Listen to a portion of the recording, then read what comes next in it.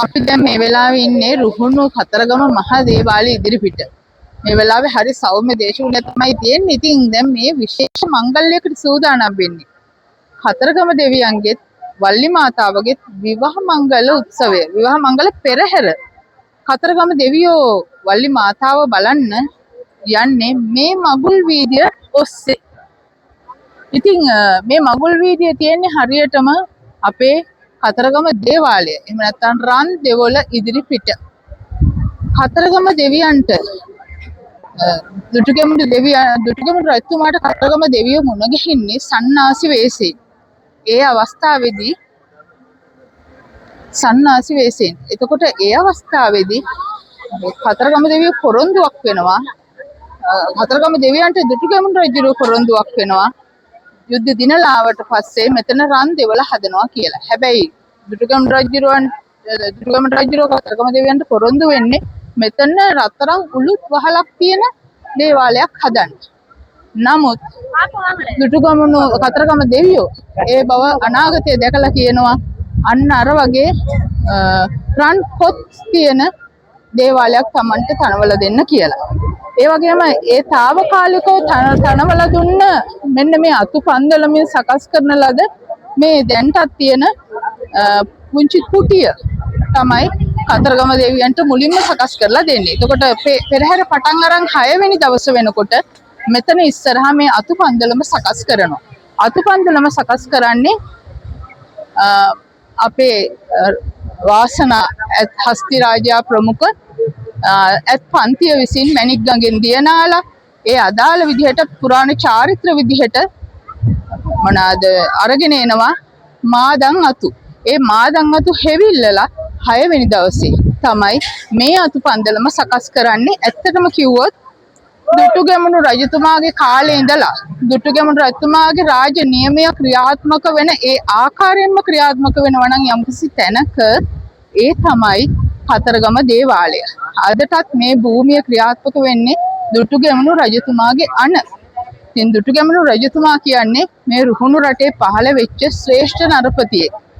මේ ශ්‍රේෂ්ඨතම නරපතියත් කතරගම දෙවියෝ කියන ශ්‍රේෂ්ඨතම දිව්‍යමය ශක්තිය සම්භවය නැත්නම් සංකලනය නිසා තමයි අපිට මේ හෙළේ මහා උරුමය මේ කතරගම දෙවල ලැබෙන්නේ.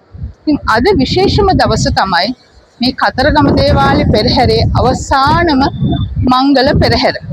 මේ මංගල පෙරහැරේදී වෙන්නේ කතරගම දෙවියෝ වල්ලි මාතාව මුණ ගැහෙන්න මේ මඟුල් වීදිය ඔස්සේ වීදි සංචාරයේ යෙදෙනවා මංගල ගමන සඳහා. ඉතින් ඒක අර්ථවත් කරමින් තමයි මේ මඟුල් පෙරහැර සිද්ධ වෙන්නේ. එතකොට මේ අවසාන පෙරහැර අද පෙරහැර හරි විශේෂයි. අද පෙරහැර පටන් ගන්නෙ කිරිවෙහෙරි. කිරිවෙහෙරේදී වාසනා නෙමෙයි ධාතු කරඬුව වඩම්මන්නේ. සමහර විට සිංහරාජ වෙන්නත් පුළුවන්. එතකොට සිංහරාජා ඒ ධාතු කරඬුව අරගෙන කිරිවෙහෙරෙන් තමයි එළියට බහැලා ඒ පෙරහැර පටන් ගන්න. ඒ පෙරහැර පටන් ගන්න ඉස්සෙල්ලා හරි ලස්සන දේවල් වෙනවා. ඒ තමයි අපේ වාසනාව එහෙම නැත්නම් මංගල හස්ති රාජ්‍යව සරසන්නේ දේවාභරණ හිස මත තියන්නේ මේ ස්ථානේ. අපි එතනට ගිහින් බලමු පොඩ්ඩක්.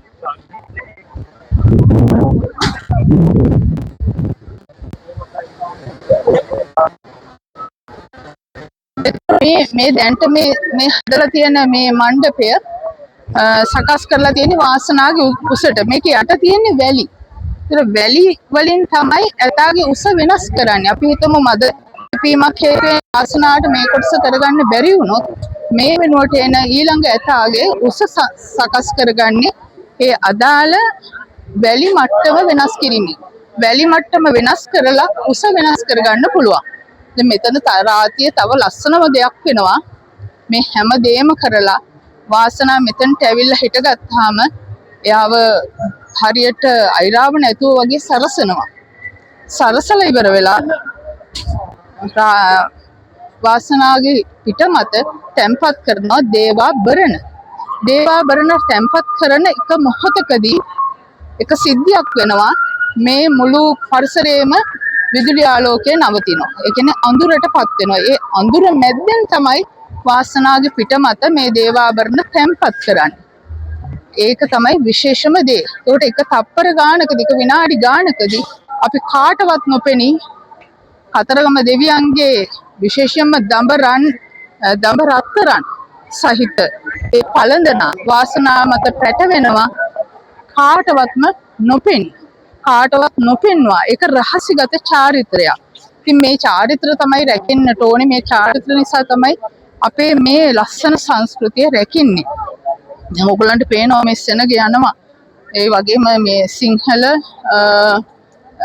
දෙමළ මුස්ලිම් ભેදයක් නැතිව.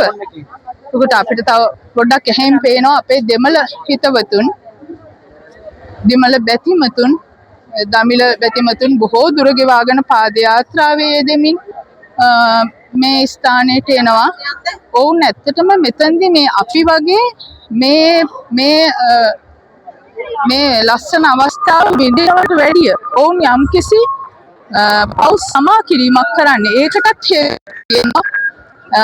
කතාවක් තියෙනවා ජනප්‍රවාදයේ. කතරගම දෙවියෝ එක්තරා අවස්ථාවක උදව්වක් ඉල්ලනවා දමිළ ජනතාවගෙන්. නමුත් ඔවුන් මේ උදව්ව කිරීම ප්‍රතික්ෂේප කිරීම නිසා පසු කලකදී මේ තමන් මේ කරපු වරදට සමාවීමක් ලෙස මේ විදිය විවිධාකාර තමන්ට යම්කිසි පීඩාවන් පමුණවා ගනිමින් ගිනි පාගමින් යම්කිසි කටු වගේ දේවල් ගහනවා. ඒතර විවිධ ඒගොල්ලන්ගේ පූජා විධි තියෙනවා. ඒගොල්ලෝ තට්ටි ගන්නවා විවිධ බාර සඳහා. ඒ වගේ තමන්ටම යම්කිසි දඬුවම් ලබා දෙනවා වගේ දේවල් කරමින් ඔවුන්ගේ තමන් වෙච්ච වැරද්ද හදාගන්න මේ අවස්ථාවක් කරගෙන තියෙනවා. ඉතින් වාසනා මේ කතරගම දෙවියන්ගෙන් ආශිර්වාද ලබා ගන්න එන්නේ පුරාණ කිරි විහාරයේ වැඳලා ඊට පස්සේ තමන්ගේ සහෝදරයා වෙච්ච ගණදෙවි කෝවිලට ගිහින් ගණදෙවියන්ට වන්දනා කරලා ස්තෙවනුව තමයි වාසනා එන්නේ කතරගම දේවාල බිමට. කතරගම දෙවියෝ ඉදිරියට. ඊට පස්සේ තමයි කතරගම දෙවියෝ ඉදිරියට ඇවිල්ලා වාසනා කතරගම දෙවියන්ගෙන් අවසර ගන්න. එතකොට ඒ කටයුතු අතර තවත් හරි ලස්සන දෙයක් වෙනවා. මේ පෙරහැර ඉවරුණාට පස්සේ තව මේ කතාව යන්නේ දුර්ගම රජුව වල්ලි මාතාව කැඳවාගෙන එන්න ගිය රහස් ගමනක්නේ. ඉතින් මේකෙදි තව අමතර පෙරහැරක් යනවා. ඒක යන්නේ මධ්‍යම රාත්‍රියේ පහුනම ප්‍රධාන පෙරහැර ඉවර වෙලා ටික වෙලාවකින්. ඒ වෙලාවේදී බොහොම ඉක්මන් ගමනින් ආපහු කිරිවෙහෙට ගිහින් මේ පෙරහැර එනවා. ඒකට කියන්නේ හරි ලස්සන වචනයක් පෙරහැර. මොකද හොරෙන් තමයි වල්ලි මාතාව කැඳවගෙන එන්නේ. ඉතින් ඒ නිසා තමයි කතරගම දෙවියන්ගේ හොර පෙරහැර කියලා වෙනම තවත් පෙරහැරක් මේ මධ්‍යම රාත්‍රියෙන් පස්සේ යනවා. ඉතින් අපි ඔබට ඒක දර්ශන ගේන්න බලාපොරොත්තු වෙනවා. අපේ channel එක ඔබ තම subscribe කරලා නැත්නම් ඔන්න channel එක subscribe කරලා notification button එක click කරලා තියාගන්න. සමහර විට අපි උන්ක් උත්සාහ කරනවා ඒ සම්බන්ධ ඔයගලන් කවදාකවත් අහලා නැති හොර පෙරහැර සම්බන්ධවත් දර්ශන ඔයගලන්ට විස්තර අරගෙන එන්න. එතකොට මේක හරි විචිත්‍රවත් සංස්කෘතියක්. වාසනා දැන් මේ වෙනකොට අපි දැක්කා පහළ එයා බොහොම සුවසේ ඉන්නවා. තමන්ගේ දේව කාර්යයට ලෑස්ති වෙමින්. ඇත්තටම වාසනා කිව්වට වාසනාගේ නම වාසනා නෙමෙයි. එයා තමයි කතරගම රාජා. කතරගම රාජ වාසනා වුණේ කොහොමද? ඒක හරි ලස්සන කතාවක් නෙවෙයි. ඒක ටිකක් අමුතු කතාවක්. කතරගම රාජා තමයි මේ පෙරහැරේ ඉස්සරත් කටයුතු කරේ. එතකොට 1989 දී මේ කතරගම දේවාල පෙරහැරට බෝම්බ ප්‍රහාරයක් එල්ල වෙනවා. මේ වෙලාවේදී වාසනා එයාගේ රාජකාරිය දේව කාර්යයක් වගේ ඉෂ්ට කරමින් ඉන්නේ. එයාට තුවාල වෙනවා. කීප දෙනෙක් මේ පෙරහැරේ මිය යනවා. එතකොට මේක යම්කිසි ත්‍රස්තවාදී කල්ලියක් විසින් කරපු පෙරහැරක්. එතකොට මේ බෝම්බ ප්‍රහාරයක්. එතකොට වාසනා අතිශය පීඩාවට පත්වෙච්ච අවස්ථාවක හැබැයි ඒ පීඩාවන් දරාගෙන ඒ තුවාල දරාගෙන වාසනා එයාගේ පිට මත කරඬුව තියාගෙන තනියම දේවාලෙට පැමිණෙනවා. දේවාලෙට පැමිණිලා එයා දේවාභරණ ටික දේවාලෙට බාර දුන්නට පස්සේ තමයි එයා සිහි නැතුව ඇද වැටෙන්නේ එයා විඳපු පීඩාව නිසා. ඒකට එහෙම අතීතයක් අපිට තියෙන්නේ. එහෙම වෙනක තමයි වාසනා තමන්ගේ යුතුයකම ඉෂ්ට කරන්නේ. අන්න එතනින් පස්සේ තමයි කතරගම රාජා වාසනා බවට පත් වෙන්නේ. තව දෙයක් තියෙනවා. වාසනාට විප්‍රහාරයක් දඩවංගුවේදී එල්ල වෙනවා. ඒ අවස්ථාවේදීත් වාසනා බේරෙනවා. එතකොට ඒ කතරගම රාජා හැබැයි වාසනාවක් අරගෙන ආපු අර තුසිත දිව්‍ය ලෝකෙන් අයිරාවණ ඇතු වගේ මේ මනුෂ්‍ය ලෝකෙට බැහැපු තමන්ගේ දේව කාර්ය කරන්න ආපු මහා පින් මහිමයක් තියෙන හස්ති රාජ. ඉතින් ඒ නිසා තමයි වාසනා ඔන්න කියනකොටම වාසනා අපි ඉදිරියට පැමිණෙනවා. නෑ වාසනා නෙමෙයි ඇත්තටම මං හිතන්නේ අපි නම දන්නන්නේ සිංහරාජද මන්දා. ඔන්න මට හිතෙන්නේ සිංහරාජ වෙන්න ඕනේ. අද එයා තමයි කරඬුව වඩම්මන්න මං හිතන්නේ නියම වෙලා තියෙන්නේ කිරිවෙහෙරේ ඉඳලා.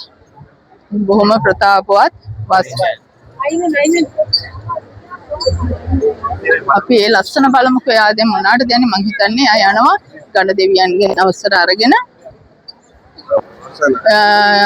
ගණදෙවියන්ගේ අවසර අරගෙන තමයි ඔන්න කතරගම දෙවියෝ ළඟට එන්නේ ඊළඟට. ඔන්න ගණදෙවියන්ගෙන් තමයි අවසර ගන්න. ඒකටත් හේතුවක් තියෙනවා ඉතින්. මොකද මේ කතරගම දෙවියන්ගේ මංගල්‍යය සිද්ධ වෙන්නේ ගණදෙවියන් නිසා. පල්ලිව යාළු කරලා දෙන්න හුඟක් උත්සාහවන්ත වෙන්නේ තමන්ගේ ස්වරූපේ පවා වෙනස් කරගන්නේ ගණදෙවියෝ තමයි කතරගම දෙවියන්ට වල්ලිව ලබා ගන්න උදව් කරන කෙනා.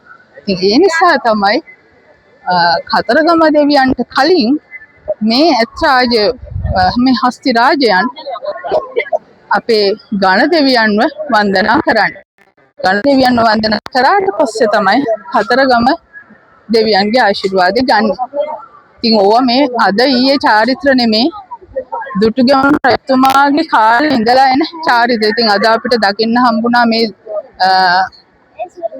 ඇත්තු දකිනකොට මට මතක් වෙනවා දුටුගැමුණු රජතුමාගේ කඩොල් ඇතු නැත්තම් කණ්ඩුල ඇතු.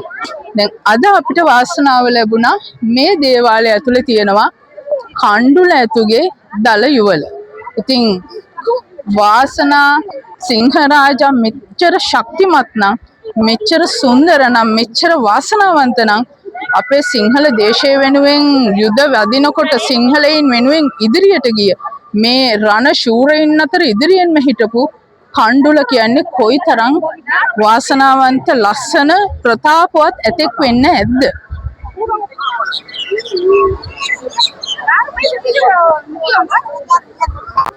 ඉතින් මේක මේ වගේ දැන් මේ පන්තියම මේ විදිහට එනවාද? අද මේ පෙරහැර දැන් පටන් ගන්න තව ටික වෙලාවක් තියෙනවා.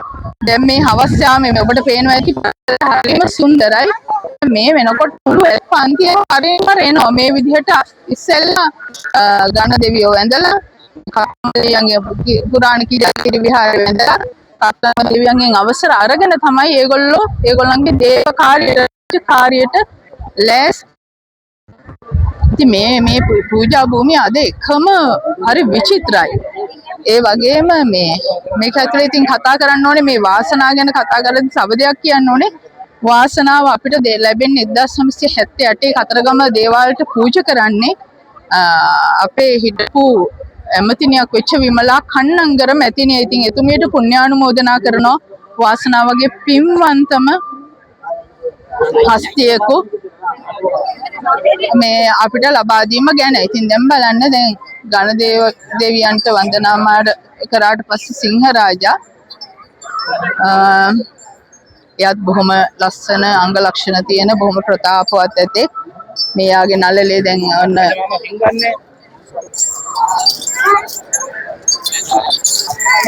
බොහොම පිරුණු ඇතෙක්. ඒ වගේම ඕනම මේ හදිසි අවස්ථාවක් සඳහා යොදා ගන්න ඇතෙක් විදිහට තමයි සිංහරාජව සලකන්නේ. මොකද අනිත් මදේ වෙද්දී විශ්වාසයෙන් මේ පෙරහැර රාජකාරියට යොදවන්න පුළුවන් ඇතෙක් තමයි සිංහරාජා කියන්නේ. ඉතින් දැන් තව ටිකකින් මේ විදිහට නිස්කලංකව තියෙන එකක් නෑ. මුළු පරිසරයේම හරීම දැන් එන්න සෙනඟ වැඩි වෙනවා. රාත්‍රියේ වෙද්දි මේ පරිසරය හුඟක් අලංකාර වෙනවා විතරක් නෙමෙයි හරිම කලබල වෙනකාරී වෙනවා. ඉතින් අපි ස්ථානගත වෙන්න ඕනේ. පෙරහැර සමහර දේවල් බලන්න නම් අපේ බලාපොරොත්තුව රන් දෙවලේ ඉඳලම මේ පෙරහැර චාරිත්‍ර වාරිත්‍ර ටික සියල්ල බලාගෙන ඒක ඔයාලට පෙන්නන එක. අපි බලමු ඉස්සරහට ගිහින් මොනවද වෙන්න තියෙන්නේ කියලා. තව කතරගම දේවාලය පෙරහැර ගැන විවිධ මාධ්‍ය ජාල ඔස්සේ ඔයගොල්ලෝ අනන්ත දේවල් දකිනවා. හැබැයි අද අපි ඔයගලන්ට පෙන්වන්නේ ඔයගොල්ලෝ හැමදාම දකින දේවල් නෙමෙයි. ඔයගොල්ලෝ හැමදාම පෙරහැර ගැන දන්න දේවල් නෙමෙයි. පෙරහැර ඇතුලේ සැඟවිච්ච රස කතා, රහස්. ඉතින් මේ හැමදේම අරගෙන අපි එනවා. ඉතින් අපේ channel එක subscribe කරලා තියාගන්න. බෙල් බටන් එක ක්ලික් කරලා තියාගන්න. ඉක්කොන්ටම notification එකක් ගන්න පුළුවන්. එතකොට ඕගොල්ලන්ට ඒ සම්බන්ධව ඉතින් අපි අලුත් දේවල් මේ දේවාල භූමියේ ඉඳගෙන අද රාත්‍රියේ පුරාම සමහර විට හෙට එළිවෙන යාමේ වෙනතුරුත් ඕගොල්ලන්ට වරින් වර මේ විදියට අපි අරගෙන එනවා. ඉතින් හැමෝටම කතරගම දෙවි පිහිටයි ආයේ හමු වෙමු.